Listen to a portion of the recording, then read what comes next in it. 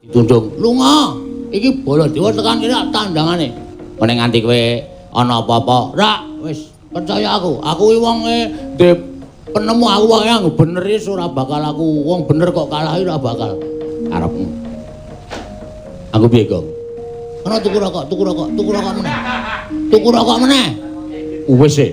Wis tuku meneh sewadang kok udut mboko 5. Ana guys. Ngelulu. Jenenge ngelulu arek. Ngelulu ya men. Aku lagi esmosi bengi. Ya ora usah dadak bengok-bengok kaya ngono kuwi nek sesuk bengi suarane entek ora. Tuku. Suara kok tuku ora. Aku cah kendel wadake. Tandangane. Nek pancen ora meneh kayu Jatiwangi dienggo syarat bapak. Percuma aku bali ora entuk gawe. Ucap kacarita. Nalika gandhak blagunduk karo gembal. Sumerante hawela.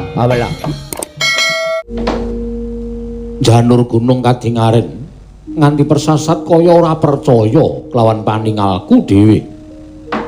Iki ora pangling kaya adhiku Ndwarawati, Yai Prabu Kresna. Waduh adhiku adhiku.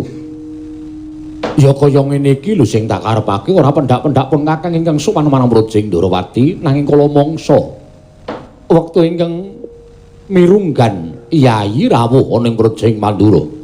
Padha kandhiraja sak rawuhmu Yai. Koko Prabu.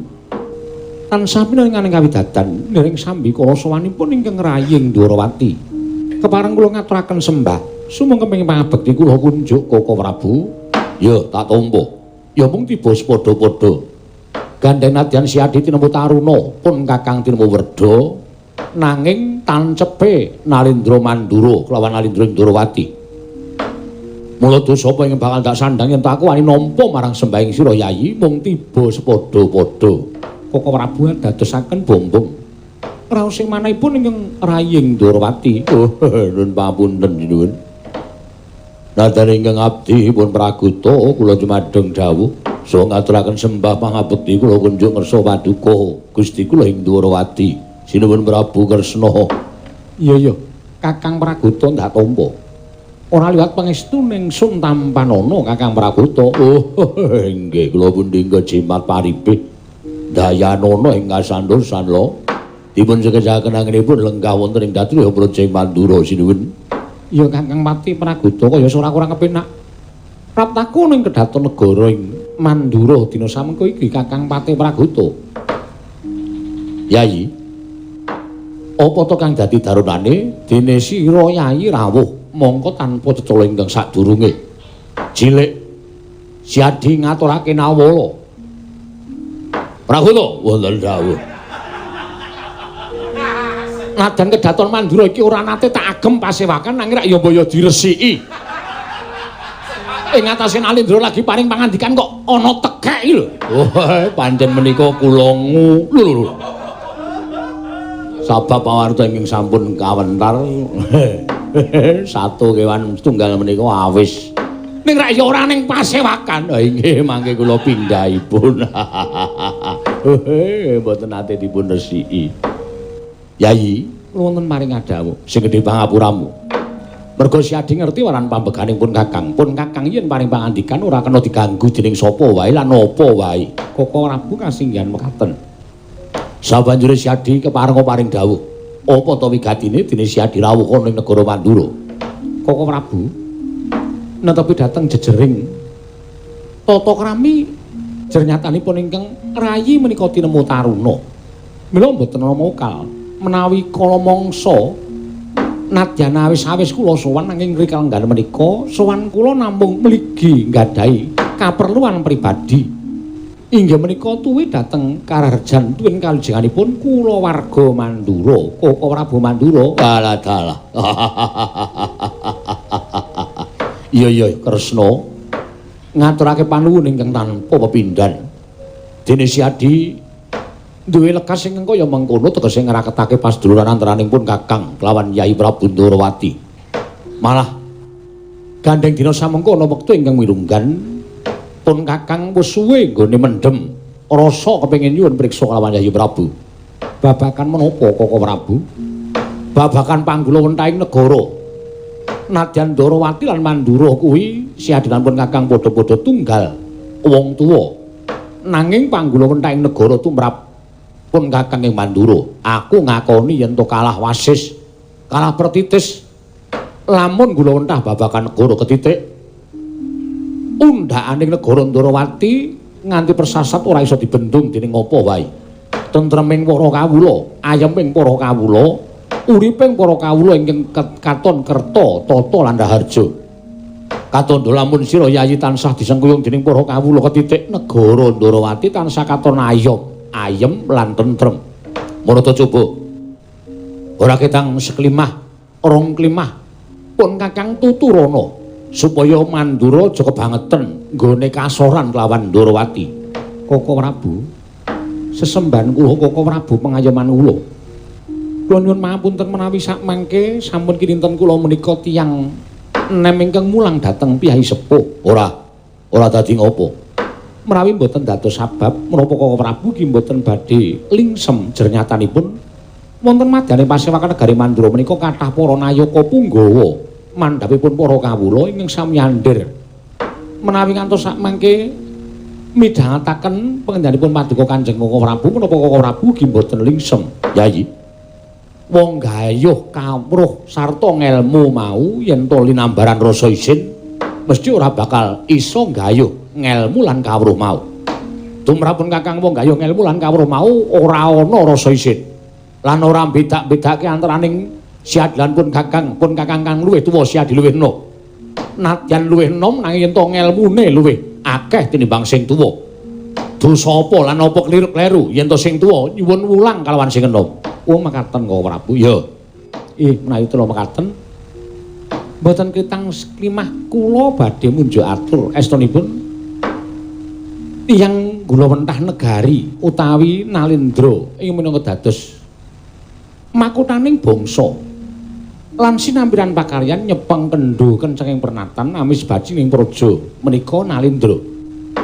Menika waton saged nindakaken piwucal ingkang sampun ate dipun ngendikaken para sepuh.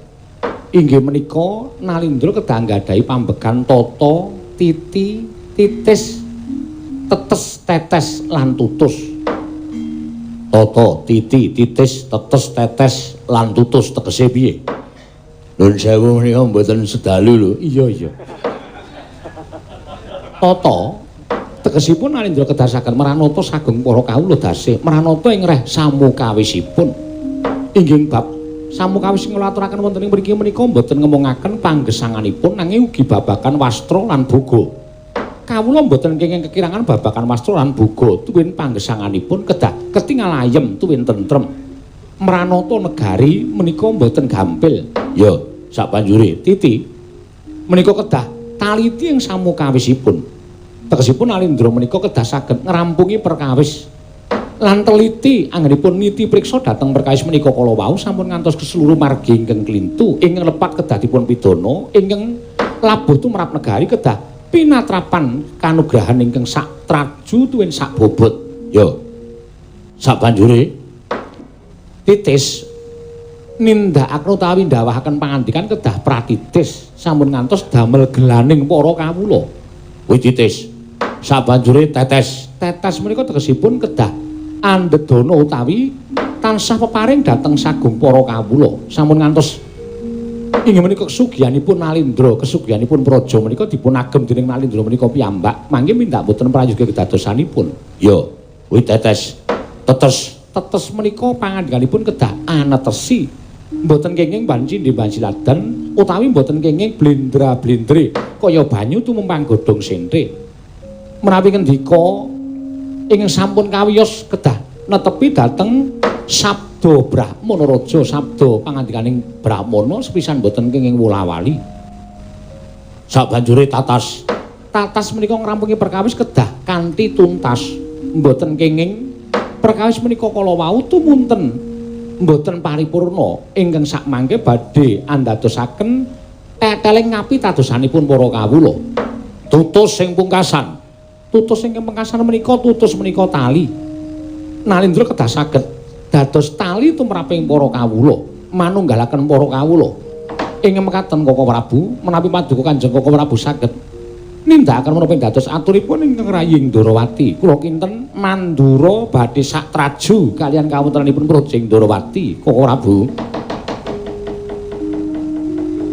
Ratune Ratu Tama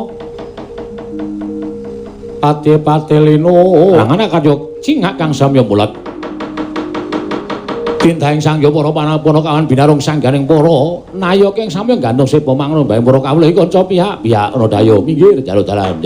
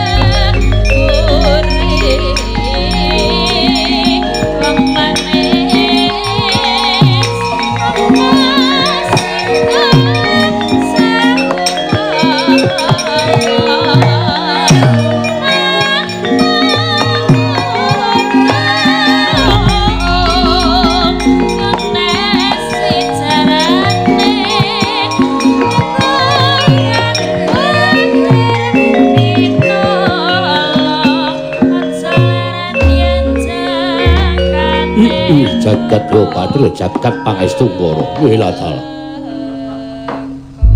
Kresna, iki kula wonten timbalaning adhawuh Koko Prabu. Durung nganti sawetara nggonipun Kakang nampa pangandikaning sira Yayi Ndorowati. Wiladal iki ora pangling. Iki kaya pana kawan.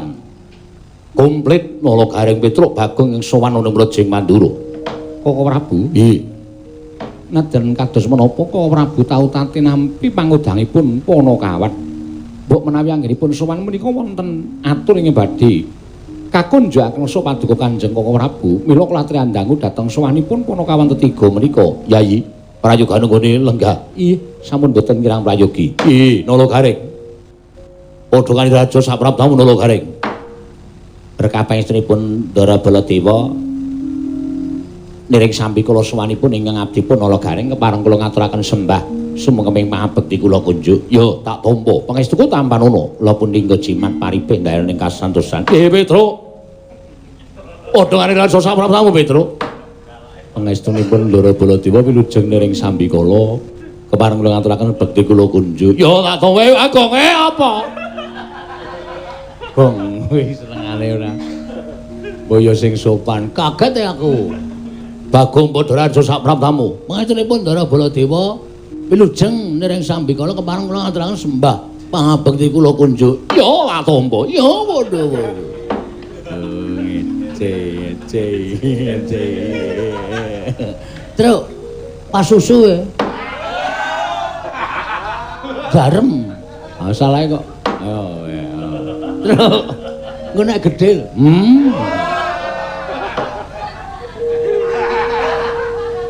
Wis ora usah padha gocek sikik iki tak takoni dhisik. Oh nggih. Wonten wigatos menapa? Nengga timbalanipun Sinten Prabu Mandula. Sing dadi juru wicara sapa? Sapa, Truk? Amanut. Kowe apa? Aku nek omong sok klera-kleru. Kowe wae. Wah, aku wedi nek Sinten Prabu Mandura. Bagong kowe apa? Ngapa? Juru wicara. Juru wicarae apa? Ayo tukang ngomong. Oke. Aku nek ngomong wis. Sing dadi juru wicara sapa? Kula. Bagong. Nggih. Yen ngono Bagong lungguhe ngarep. Ngandel ora. Yo mundur. Ya. Ning ati-ati lho, Gong, ora sembrono lho. Nang wis pokoke iki sing iso ngladeni mung aku. Nek ora aku ora iso ngladeni. Wis, ampun. Saiki aku tak takon. Nggih. Apa sebabe kok doting gruduk tekan negara Mandura? Apa ya, Tru? Ambo, aku ki juru bicara kok radong.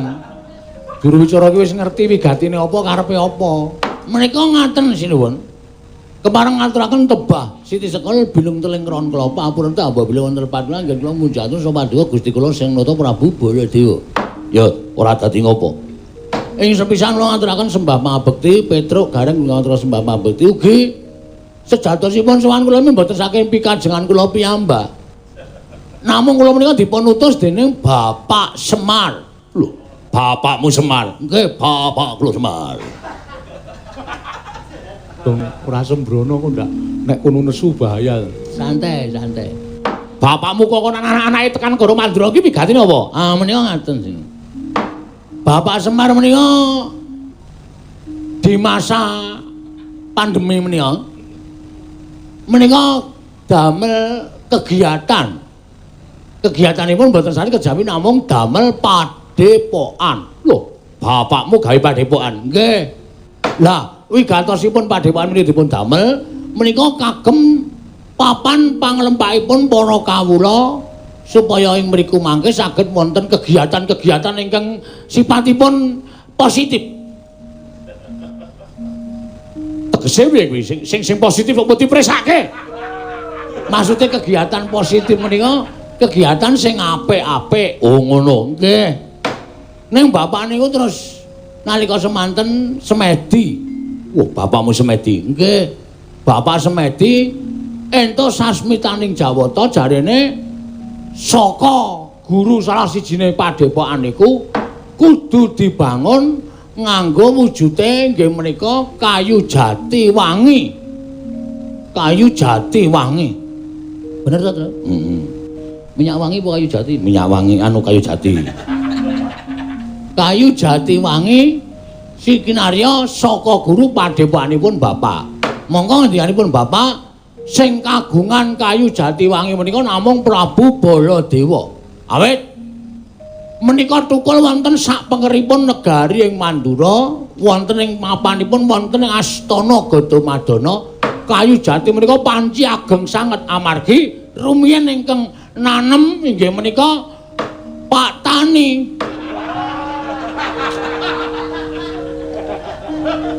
Nek ora ngerti takon.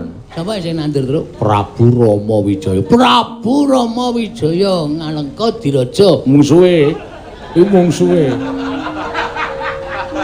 Prabu Rama iki Pancawati. Gandeng bapak mbiyen niku kula ya kelingan tau ngetutke Prabu Rama Wijaya, kula ya tau ngetutke Prabu Rama Wijaya. Ala apa? Nek kula niku mung njaluk ora ketang pang sithik dienggo syarat ditresepke teng saka guru supaya wis dadi syarat dumadine wujude padepokan sing diajeng dibangun dening Bapak Semar. Mekaten menggah wigatosipun lampah kula jam pira, Tru? 9:30 liwat. Hah? 9:30 liwat. Cekap semanten atur kula menawi dipun keparengaken ajeng kula boyong wonten ing Karakadempel ewa semana menawi Prabu Baladewa mboten maringaken piye, Tru? Wis manut. Rame wani. Piye-piye ya wani wae. Wong adhe dikongkon bapak kok. Dikongkon bapak iki niate mung wani karo wani. Iki cangkeman ora iki. Kowe mung ngurup-urup. Bareng geger engko kowe mung mlayu, ora niat tenan ya. Oke. Nek sinuwun Baladewa mboten maringaken Rawarawe jeneng katelo ora doyan. Arep ngopo kowe? Hah? Arep ngopo? Iki lho, rawe-rawe lantas malang-malang putung kok rawarawe. Wah, kulino nggireng. Ayo.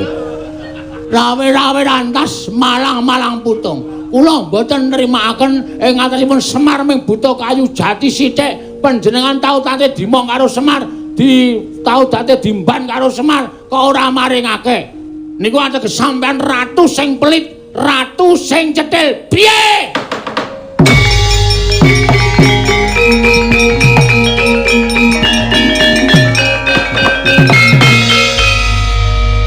Tak golek rokok sik ya, Tru. Aku titip reng. Wes aku ora ndedit ya iki dite gawanan sisan yo.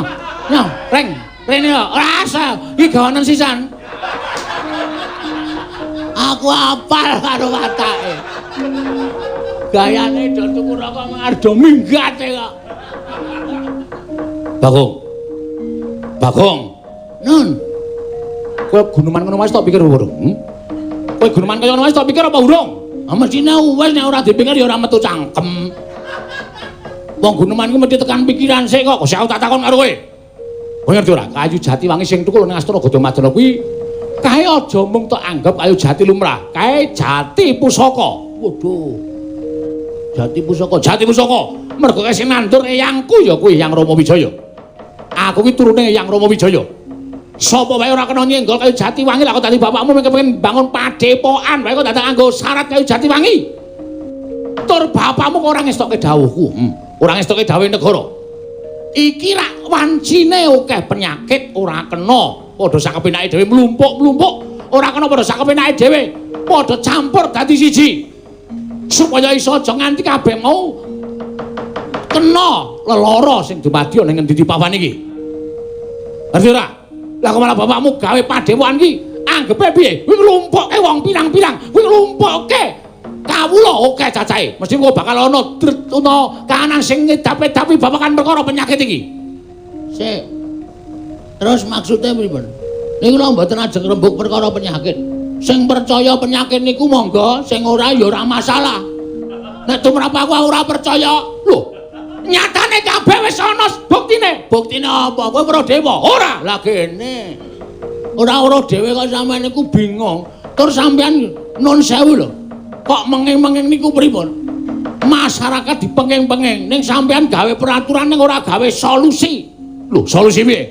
Kena sampean gawe peraturan diperpanjang ra masalah, tanggap darurat tekan sok tahun 2444 apa-apa. Ning masyarakat wene ana solusi piye carane golek pangan ora mung gawe peraturan tok. Paham ora kowe? Iki aku lara atiku nek carane kaya ngene iki. Do melet-melet do kangelan golek sandang pangan. Luwe-luwe seniman kaya kula kalih gareng-gareng Petruk niku.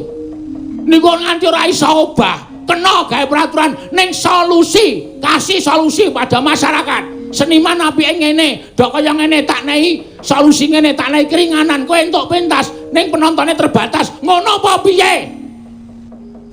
Agung. Ah sapa kowe? Aku nek ngene iki ora iso dindake. Kayu. Bali nang kayu, topik bali nang kayu. Ming njaluk wektu sedhela. Men supaya do mikir, men supaya iso do ngolah rasa. Ngono lho. Rasane piye dadi masyarakat, rasane piye dadi kawula cilik, diolah rasane. Oke sing do ora iso obah, oke sing do ora iso apa-apa. Penyanyi, tukang keyboard, sound system modiar kabeh. Kok ngono ora dipikirke. Ha, kudu tak pikirke, kudu ana solusi, ora sak kepenake dhewe. Ora mung do ndekem, ayo kudu nyuwara tumrap aku ngono kuwi.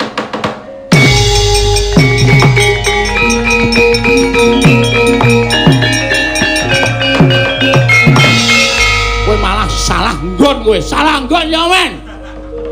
Aku wis kulino salah kamar. Nyakit. Yen ngono kowe wani karo Baladewa, sing tak wedeni apamu? Aku arep anggere alasan dasarku bener karo sapa-sapa ora wedi. Aku ora wani karo sampeyan, Mas. Aku mengelengke karo sampeyan. Nang isor sampeyan ki menungso akeh banget. Nang isor sampeyan ki menungso akeh banget sing butuh sandang, butuh pangan. Ngono lho, gawe solusi ora sak kepenakmu dhewe. Ngono lho, karepku ngono kuwi ora metu jaba gladang kok. Menungso akeh karo parang jajan.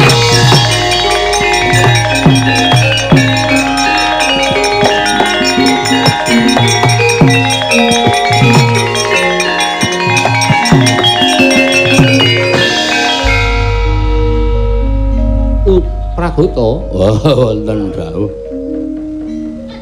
Wilatan. Nggih, kula lepat mangke kula singkirke. Yen mapunten sugih. Mlarat. Sugih. Oh, sugih. Wong edan. Kok Prabu kae ditututi kok ndak malah kepirangan mungsuh para mono kawan. Nggih, ngestaken Prabu.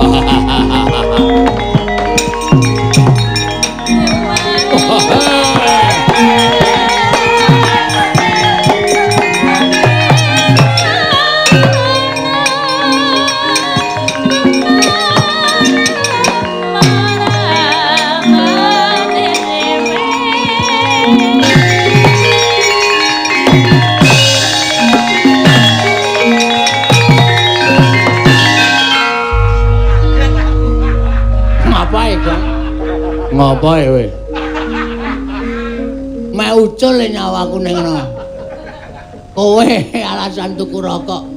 Wah, wis ngetokke unek-unek ing atiku, Truk, mbangane dadi stroke. Ha iya. Mbangane dadi penyakit tak loske wae wis nyatane ya unek-unek ing atiku ya ngono kuwi ya. Ha iya. Ora apa-apa. Men do mireng, men do dipenggalih. Upama dene ora mireng ya berarti ya wis mili. Terus piye iki? Baladewa nesu. Baladewa nesu. Ha. Panawa jarawe kan glandeng nengkala mlayu. Ah terus? Ha piye? Ana aku ya ora wani. Aku ya ora wani. Wah.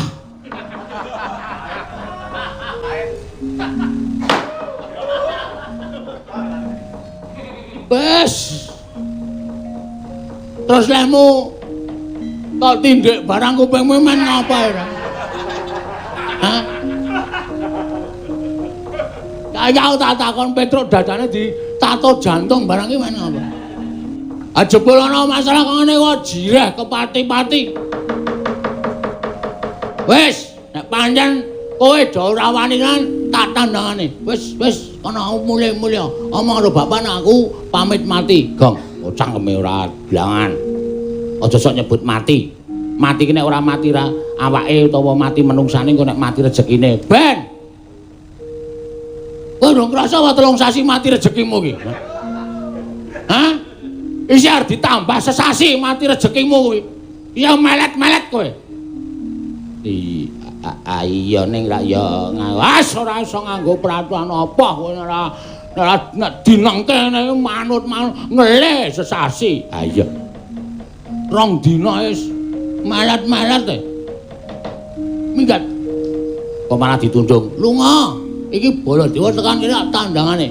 Meneng nganti kowe ana apa-apa, ra wis percaya aku. Aku iki wonge penemu aku wae yang bener wis ora bakal aku wong bener kok kalahi ora bakal arepmu.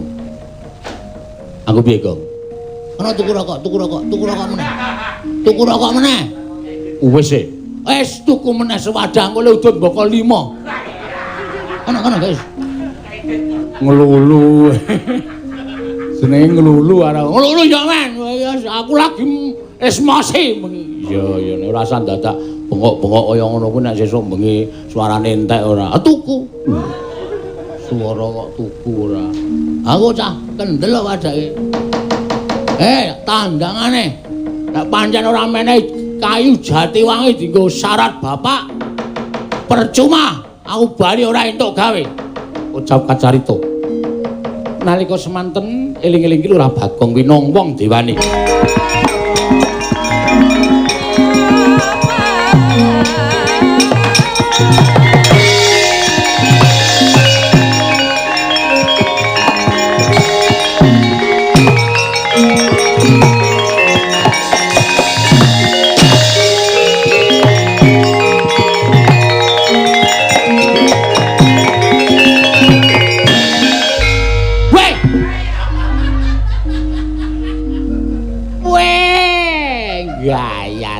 Iki cah iki len nggawa sandangan diwadahi apa ya?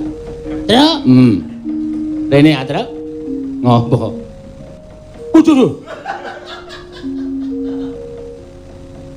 Kok ngeleleng? Kowe do ngopo kaget? Lho, ora krasa wong. Nih. Pengilan. Woi. Jagat Dewa Bathara. Ya jagat pangestu kono. Wah, ora wis entuk sandangan sing ngendi, Gong. Mbok wis iki pokoke rasah. Pokoke ana omong kowe gendang minggir iki. Aku arep mungsuh Baladewa, aku arep gleleng iki. Oh iya, ning nek kala nggawa nenggala Bagong kowe ngembari Baladewa nyunyuk nenggala jeblok tiada mundur. Meletus balane. Luwe. Males aku. Ngurusi Bagong males aku. Ayo, amo Surawarta, Surawarta. Imbang yang paca-paca kuku karepe desa.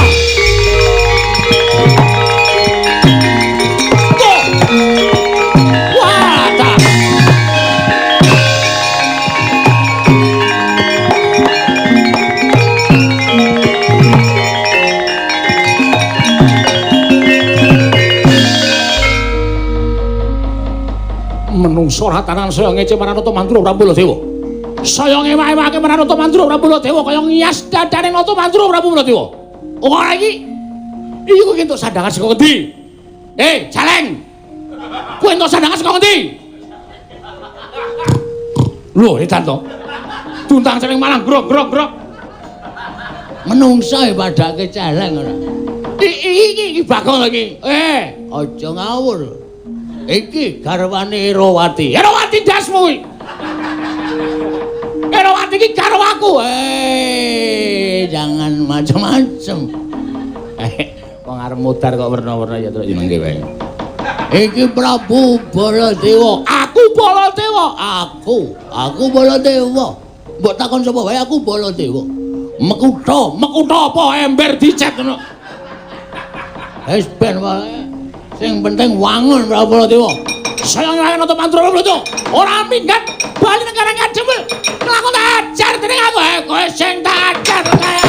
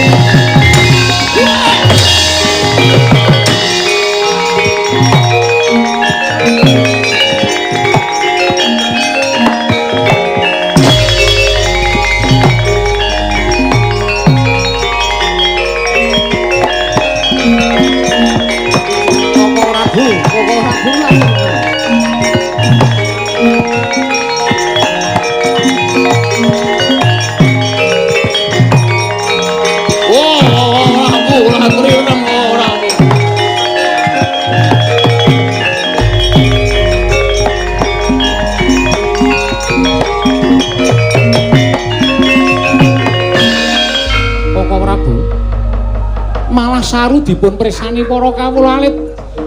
Ing antasipun Koko Prabu kok ngladeni kaliyan Bagong menika rak saru. Koko Prabu menika Nalindra, Bagong menika namung dapur kere kemawon. Namung Panakawan menungso ora tatanan. Lah apa ora ngewewake rasane Nata Mantra Prabu Baladewa dikembari karo wujute Bagong padha karo pun Kakang ora trima rasane atiku. Wah jejueng kuandane. Tak luweng kuandane. Koko Prabu Landri emut ora. Koko Prabu Landremu sampun ngantos ngladosi dhateng Bagong dengan malah wirang piyambak Koko Prabu. Ya, prawata ya.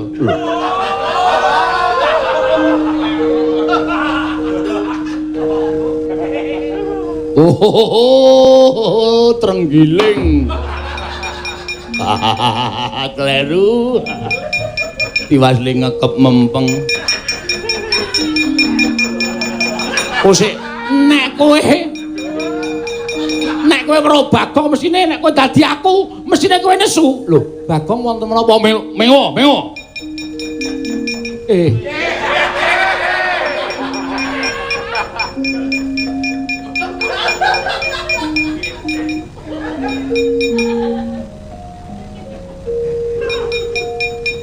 Bagong kok iki Bagong to? Ya Kresna iya. Iya. Aja percaya kuwi Bagong kuwi. Inggih kula ngertos wong kula niku ya isih cetha paningalipun wong nuwun sewu pasuryanipun kados mekaten rupane wae Bagong ngono kok. Kula menika sampun ngertos. Piye iki? Aku njaluk pengadilan. Piye monggo babagan kayu Jatiwangi aku mana dinai ijol kayu Kalimantan.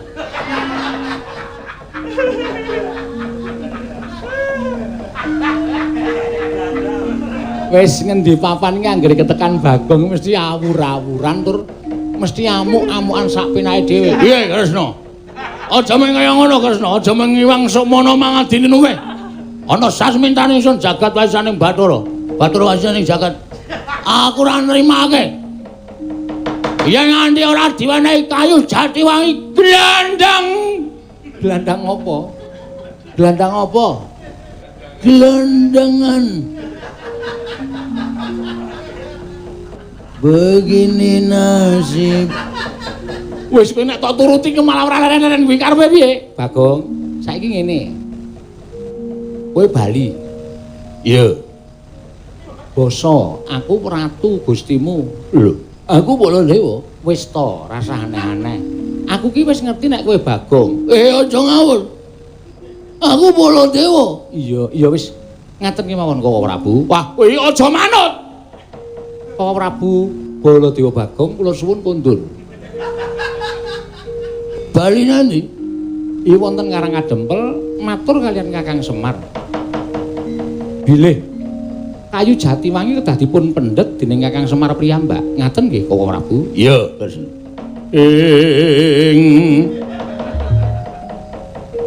Sri Baladewa Narpati Dwi Nareswara Kresna kalangkung tresnandra marang Diabanon Cinawi.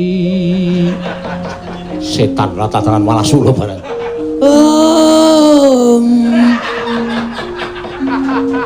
Kalangkung tresnandra marang Diabanon Cinawi.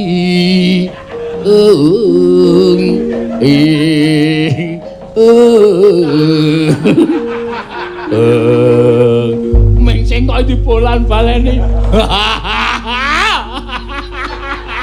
Kula niku ngampet ket wae ora iso tenan.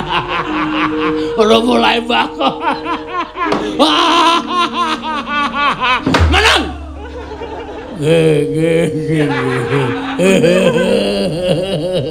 Sampun Koko Prabu kondur. Iya, Kresna.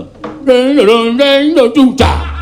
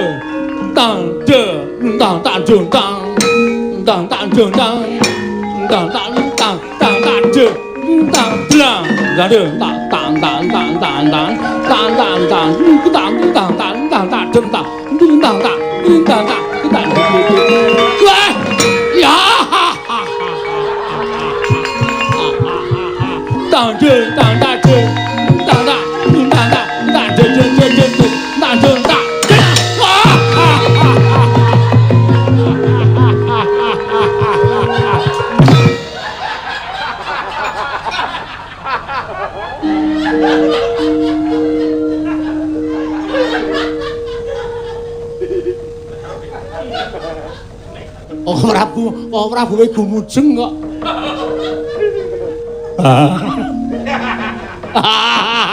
Hei! Wala, wong iya guyu kok dadak. Kresna piye? Sampun kajengipun monggo sak menika kundur wonten negari Mandura. Lah mengko nek Semar iso mboyong Jatiwangi, sampun pinesti Jatiwangi kedah dipun pendhet dening Kakang Semar kedah ikhlas. Ngono. Inggih. Oh iya. Dintani tekaning Semar ana ing negara Mandura. Monggo kula dherekaken oh Prabu.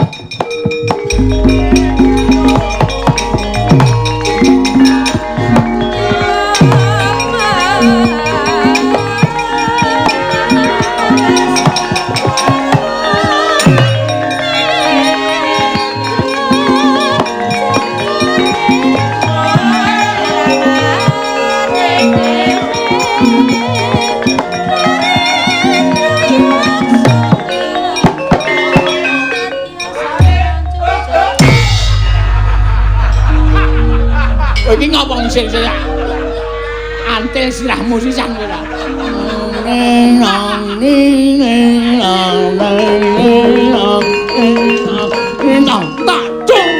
Waduh. Keseron. Terang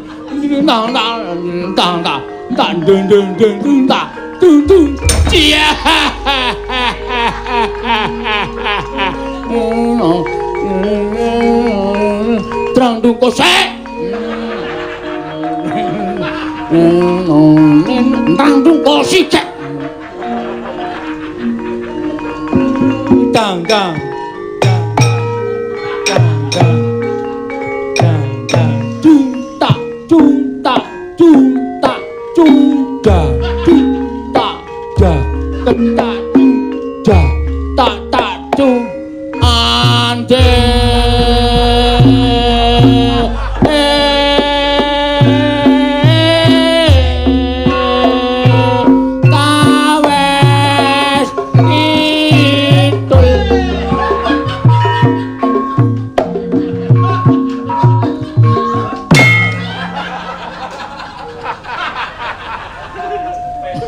Kowe senengane bebeda senengane Bagong kok kowe ora.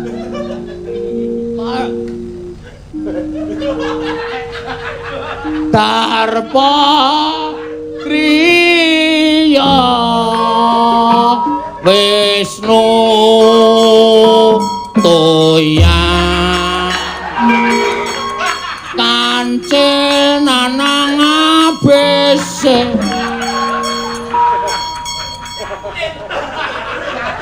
wong Ketawang kok cakepane jenenge Wiyaga.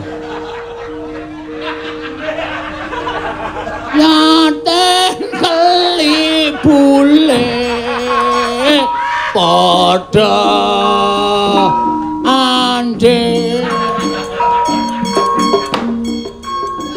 Yeah.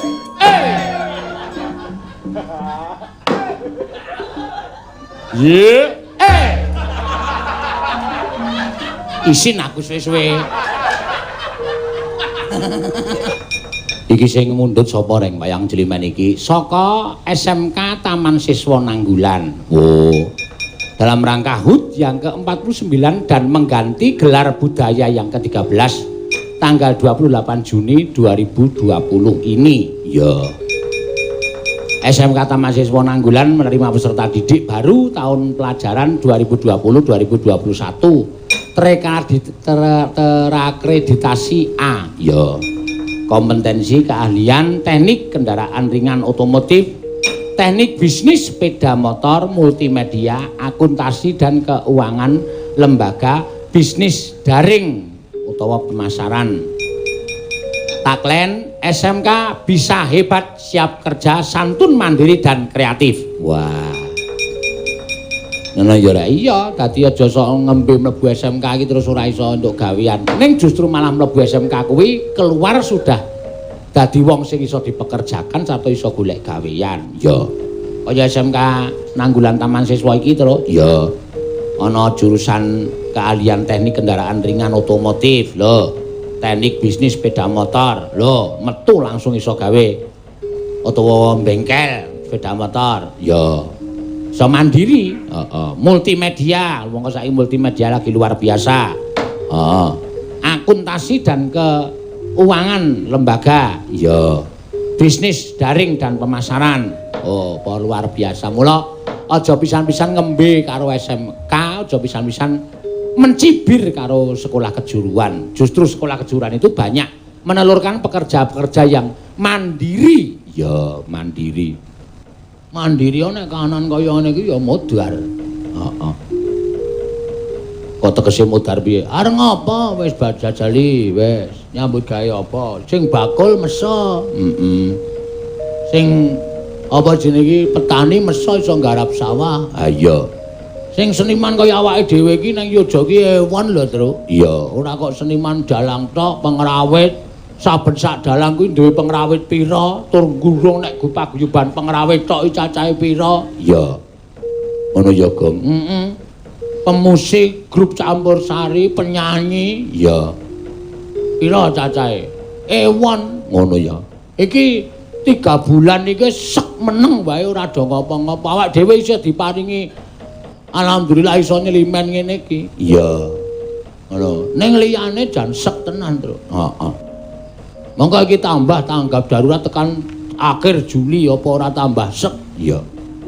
Nek ketemu mesakake ming karimata tok. Saking dinile mikir ya, Gong. Piskise rusak. Heeh. Arep ngopo ra iso, arep kepiye-kepiye ra iso. Heeh. Nek miturut kowe janjane piye, Gong? Solusine piye? Ana jane bola-bali tak aturake, bola-bali aku wis matur, bola-bali aku wis omong. Ana solusine wong Yojaya duwe gedung-gedung tertutup. Heeh. Duwe gedung sing iso digawe satu pintu utawa engko penontone nganggo kursi sing jarake pancen wis ditentukan. Iya. Iso lho pentas ngono kuwi iso ora masalah. Iya. Waton pemerintah gandeng ade iki masyarakat sing taat ya nunggu para bapak-bapak saka pemerintah daerah kuwi mengeluarkan solusi. Oke, boleh pentas tapi dengan catatan harus tetap jaga jarak lan sak piturute utawa penonton mung cukup dibatasi penonton pira cacahe supaya iso jaga jarak utawa social distancing. Iya. Ngono iso. Heeh. Jane sing tak arep-arep iki mung kuwi. Diarep-arep kanca seni kabeh mung kuwi. Masyarakat seniman iki kabeh mung arep-arep kuwi. Ki metu saka pemerintah daerah. Boleh mengadakan pementasan asal. Monggo digawe peraturane. Iki wis bola-bali aku matur. Heeh. Wis nganti jeleh aku ngomong. Iya. Ning piye meneh ade iki ming kawula cilik, ade iki ming masyarakat ya isane ming ngomong, dene dimidhangetke matur sembah nuwun, dene ora bosok kupinge. Karo ming isane nampa. Ah iya. Ya wis ora apa-apa ning ya aja banget-banget. Nek ora banget-banget ya ora krasa, Tru. Ah iya. Sing jeneng wong Jawa kuwi aja kok ngrasake rasane wong liya. Heeh. Weruh wae jane wis aduh, aku nek ndek tumindak kaya ngene iki aku menetapkan seperti ini. Lah piye masyarakatku ki sing gaweane iki piye? Ning kok ora tekan kono lho. Kok rasane ora tekan kono lho. Ah iya. Ngono lho. Iki sing perlu dipertanyakan. Ya. Ya wis men kancaku ora nyuwara ya wis men aku tak nyuwara ora apa-apa wis. Wis engko nek wis berhasil ya dirasake bareng. Ya. Ora masalah. Ora kok aku menganggap aku ki sebagai kepengin menjadi seorang pahlawan. Ora, wong aku dhewe ya melet-melet kok dadi pahlawan ki ngopo? Aku ki ya melet-melet ya ngrekoso, kancaku ya ngrekoso. Iya. Ngono lho. Wadene ora ana sing ewangi-wangi, ora masalah, wis santai wae. Iya, Wong aku nyatane ya mung menyuarakan apa sing dadi isi hatiku, menyuarakan apa sing dadi panggersaing para kanca-kanca kabeh. Dene aku duwe lantaran ya kuwi streaming sing iso ditonton ewoning wong. Iki aku tak nyuwara. Ngono ya, Gong. Ha iya. Jane aku wis arep meneng, wis arep meneng aku wis sirep sidhem, atiku wis tentrem. Ngono. Sing tak arep-arep tentreming atiku, sireping pikirku, kuwi sing tak arep-arep upama diperpanjang masa tanggap darurat, kuwi terus ana bawahnya ada solusi bagi pekerja-pekerja utawa masyarakat kecil ngene supaya iso entuk sandang pangan. Sirku ngono kuwi sing tak karepke. Nek men cukup mengkai peraturan tek tanpa ada solusine, ha piye? Kene kon mangan apa? Ngono ya, Gong. Nun sewu iki dadi malas selip, Tru. Selip piye? Kudune memperingati hari jadi ke-49 SMK Taman Siswa Nanggulan ning ya iki ana sambung rapete kok. Ah iya. Ya bener ngono ya, Gong. Ya wis muga-muga dimidhangetke ya, Gong. Muga-muga Gusti Allah ki Maha Adil, Gusti Allah ki Maha ngelingke karo piyayi, Gusti Allah ki Maha ngelingke. Nek piyayi sing nang dhuwur, sesuk mbok menawa ana kersaning sing gawe urip dijawil karo sing gawe urip. Mas. Monggo kowe gawe peraturan ning ngisormu kae ya pikiren. Wong-wong sing teng klesot rakyatmu kae pikiren. Ngono ya ora. Nah iya. Monggo gawe peraturan diperpanjang masa darurat ning kae ya pikiren golekno solusi. Kowe iki tukang mikir minangka dadi pengareping masyarakat memberikan solusi untuk masyarakat. Oh. Wis ta ora dijawil. Ning dongakno aja sak gluduke lho Neng. Ora. Ming pokoke deling ketok. Ah iya. Muga-muga ngono.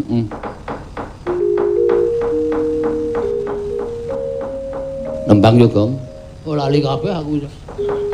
Nembang kok lali kabeh ora. Seneng-seneng, suka-suka, parisuka. Iki wis lho, iki ana. Oh, ya wis. Ternyata ya ana kancane iki. Heeh. Ana sing nyuwun lagu, ana sing nyuwun tembang. Ora. WA semene akeh kok ming do sambat. Iki persewaan tenda panggung semaput. Ya wis ora apa-apa ya. Ayo, ya wis ben. Heeh. Mengucapkan selamat ulang tahun kepada keempat Nujian SMK Taman Siswa Nanggulan. Selalu mengesan di ingatan kami pembelajaran yang ceria SMK Taman Siswa Nanggulan. Oh iya, matur sembah nuwun. Wis kirim iki, Truk. Karo terus iki Dirgahayu Perguruan Taman Siswa Nanggulan ke-49 terus maju dan memberikan yang terbaik untuk bangsa. Salam hormat kagem Ki Dr. Andes Maryono.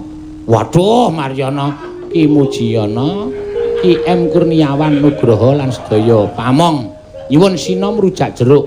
Mbak Hana Pertiwi sampun nyawer wonten rekening Mas Gunawan. Saking kula alumni 98 ugi anggota PKS Jabodetabek. Nuwun salam budaya. Oh iya.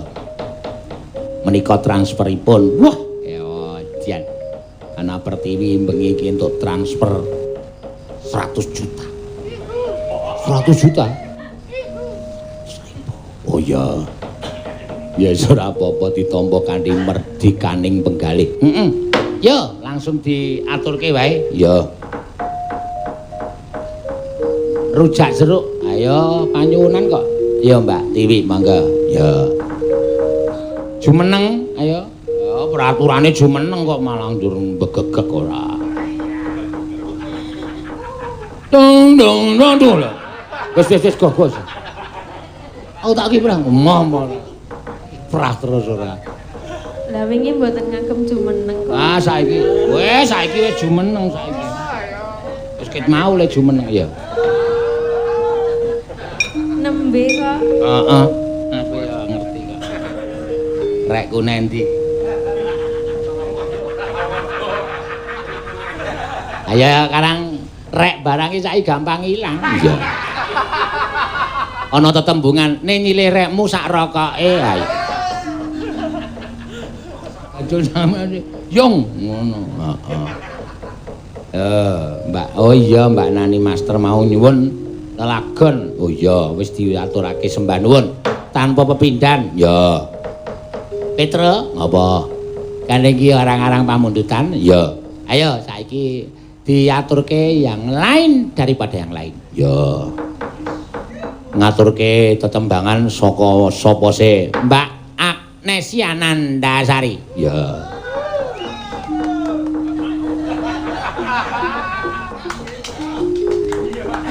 Ya men jumeneng wah jan. Mau sore latihan kok lamat aku krungu tetembangan janjine piye? Iya.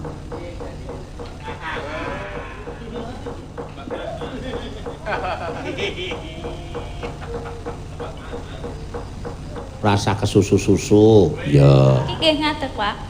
Iya. Oh, tiwas nedak aku.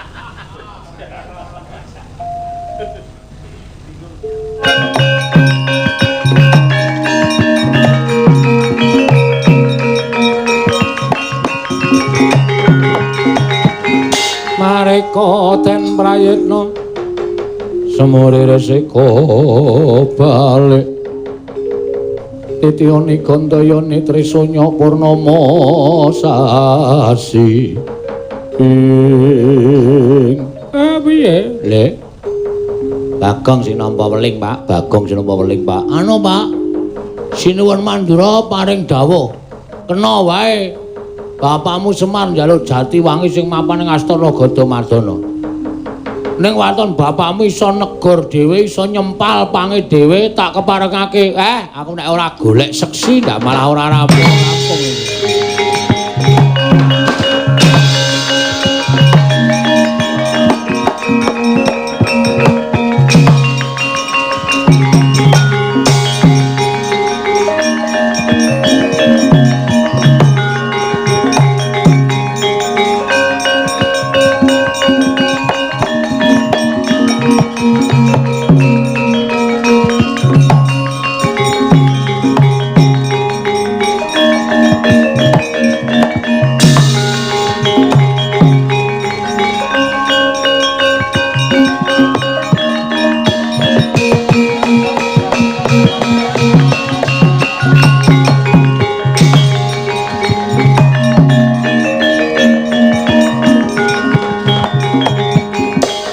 Mareka den prayitna semurire seko balik titiyane gandayane Trisunya Purnama sasi Kakang Semar rawuh wonten ing Kayiwangan Manikmaya aku tak takon karo kowe janjane kowe iki nganggep aku apa panjenengan kadang kula sepuh tetep kula badhe ngabekti kalawan Kakang Ismaya jernyatanipun kula tinemu taruna Kakang nadyan kula sampun lenggah wonten ing kadewatan nanging tetep titah ingkang wajib nampi sembah kula namung Kakang Badranaya matur nuwun la iki ngene Guru aku iki lagi duwe panjangka ya kuwi mbangun padepokan padepokan sing tak bangun mau dadi papan para kawula nggone padha nglumpuk padha nularake marang kepinterane para nom-noman sing padha sinau merga ning kono bakal tak wenehi ya kuwi wujuding wedha kawruh lumantar tulis lan iso diwaca lan iso dienggo wuwu ing kepinteran lah ning aku entuk sasmita nek padepokan mau kudu dibangun salah sawijining kudu saka kayu Jatiwangi sing mapan ing Astana Gadamadana.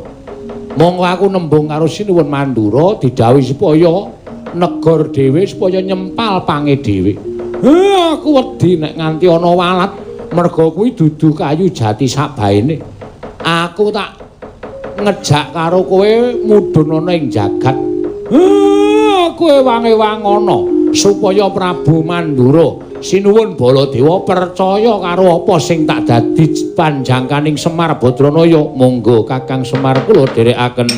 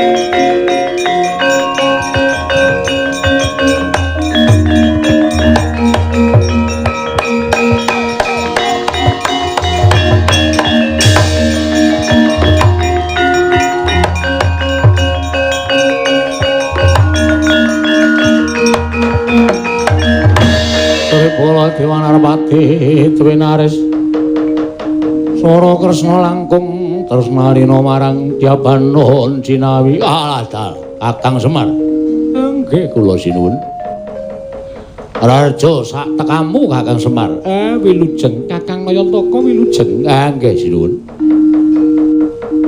Bagong nalika semana sowan ana ing negara Mandura ing wigatine mbok utus supaya nyuwun wujuding kayu Jatiwangi mongko nyatane kayu Jatiwangi kuwi kayu pusaka. Kuwi kayu jati pusaka ingkang tukule ning Astana Gadamadana. Astana Gadamadana kuwi papan petilasaning sawarga Prabu Rama Wijaya. Ing nalika semana mejang Astabrata kawan kadange ya kuwi Prabu Barata. Sawise mejang Astabrata tumuli nandur wujuding kayu Jatiwangi karo pratandha yen to ana ing papan kono tau tate mudhuning pepakem Makutarama. Nggih, nggih. Ingkang sepisan, nggih kula ngertos. Mergi kula rumiyin nggih nderekke kula mbiyen ya melu. Dadi kula ya kelingan. Lenancepke winih kayu Jatiwangi kemawon kula ya weruh. Malah saiki umure pun mangabad-abad wite gedene ora jamak.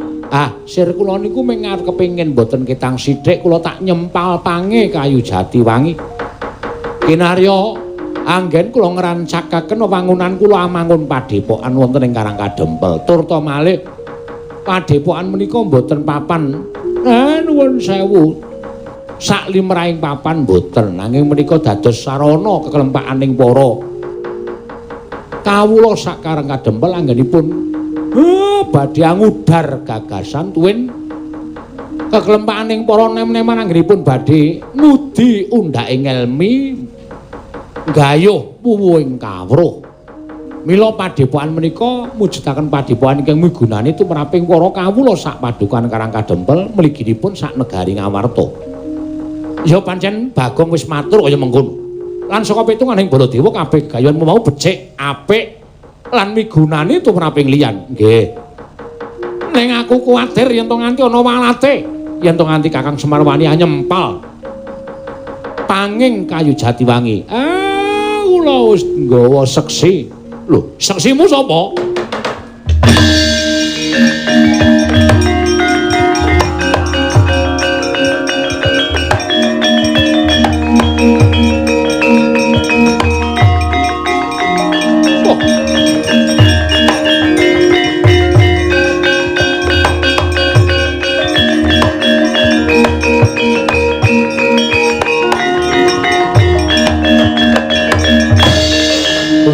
Kancing langit kelap-lapaton lir kincanging risang mawe gandrung ong mastuna sidam sekaring bawana langgeng Baladewa.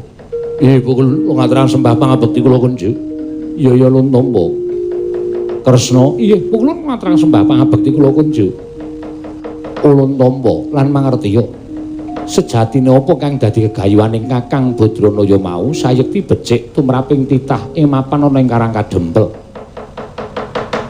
kanggo papan keklumpukaning para kawula ingkang padha ngudar gagasan sarta keklumpukaning para wiranom kang padha kepengin angudi undhaking ilmu lan gayuh puwuhing kawruh. Sayekti gegayuhaning Kakang Semar mau becik banget. Mula kang sangka kuwi Baladewa lilanana Kakang Badranaya hanggayuh wujuding pang Jatiwangi mapan ana ing astana Gadamadana. Lamun to mengko ana tantrimaning ingkang padha nandur sarta ingkang padha ambibit kayu Jatiwangi kaya ta Prabu Rama Wijaya ingkang wis niwarga sartane eyang kita ya kuwi Prabu Basu Kedhi ya Kunti bojo ingkang wis niwarga. Ulun ingkang bakal sajarwa kelawan para leluhur Mandura supaya trima yen to Kakang Semar bakal methik panging kayu Jatiwangi. Ya inggih, kula ngestaken dawuh kula.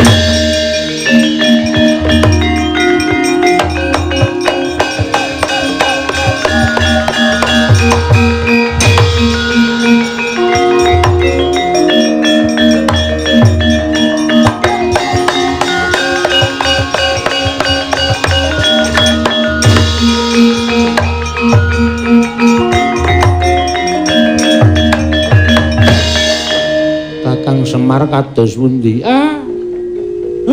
Syarat ki ora kudu kabeh. Syarat ki sithik wae, mengko sempalane pang Jatiwangi ki tak tresepke ning sapa guru. Sing wajibe kudu ana kayu Jatiwangi wis sah. Mekaten Kakang ya. Nah itu lho mekaten kula ngaturaken saha sakmangke mugi sampun paripurna dados kewajibanipun ingkang rayi. Kula nyuwun pamit wangsul dhateng kayangan.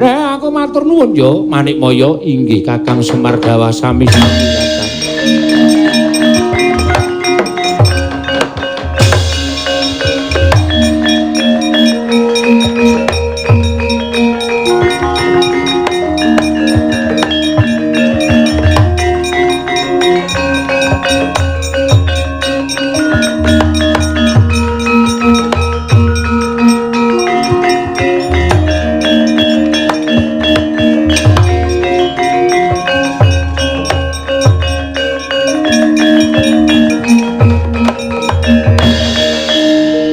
Semar. Kula malah yen pancen Kakang Semar mengko padepokan wis dadi lan ing kono akeh para nom-noman kang padha ngudi undhaking ngelmu. Aja nganti mbok penging yen to ana wiranom saka kawula negara Mandura yen to nyawiji lan tetunggalan manunggal supaya nggayuh undhaking kawruh ana ing padepokanmu. Kula mboten ajeng pilih-pilih. Saking Ndarawati, saking Mandura, saking Ngamarta sedaya kula sami menawi badhe ambetahaken ngangsu kawruh wonten ing padepokan kula menika ugi mboten dados sabab menapa. Lan mugi-mugi sedaya menika saged dados srana rumaketing Ngamarta, Ndarawati lan Mandura anggenipun tetunggalan manunggal dados sajuga. Nara prajanipun sami manunggal, kawulanipun sami manunggal, kawulanipun ngabekti kaliyan Nara Praja. Nara Prajane gatekke uriping para kawula sedaya badhe gesang tentrem, ayem, nirbaya, nirwikara, durga mendhak kala sirna.